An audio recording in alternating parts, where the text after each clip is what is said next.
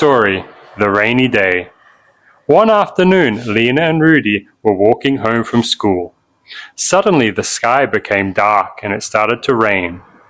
Lena said, "Oh no, we don't have an umbrella. What should we do?" Rudy thought for a moment and said, "You should call your mum to pick us up." Lena replied, "That's a good idea, but my mum is still at work. How about waiting in the bookstore until the rain stops?" Rudy smiled and said, "Yes, that's better. Or why don't we buy a small umbrella from the shop near the school?" Finally, they decided to wait in the bookstore. After 30 minutes, the rain stopped. Lena said happily, "Thanks, Rudy. Your suggestions really helped us today." Audio Jungle.